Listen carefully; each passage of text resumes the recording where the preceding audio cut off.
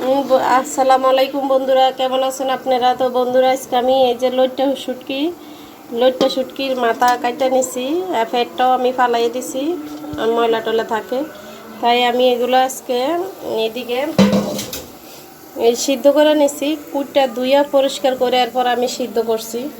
এখন আমি সিদ্ধ করে সব করে নিছি।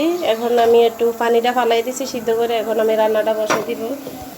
এই বন্ধুরা, এই পেঁয়াজ আমি দিয়ে দিছি। পেঁয়াজ তেল দিয়ে আমি আগে রেডি করে রাখছি। আমি পেঁয়াজগুলো লাল করে নিছি। এখন আমি এদিকে আদা রসুন বাটা, এরপরে পেঁয়াজ বাটা, এদিকে মরিচ, হলুদ, মশলার গুঁড়া সব কিছু লবণ আছে দিয়ে দিব। বন্ধুরা, এই আমি শুটকিগুলা রেডি, এখন দিয়ে দিব। মশলা কষানি হয়ে গেছে। বন্ধুরা, আমার এই লইট্টা শুটকি ভাজি হয়ে গেছে, দেখছেন বন্ধুরা। আমার রান্নাটা অনেক সুন্দর হয়েছে।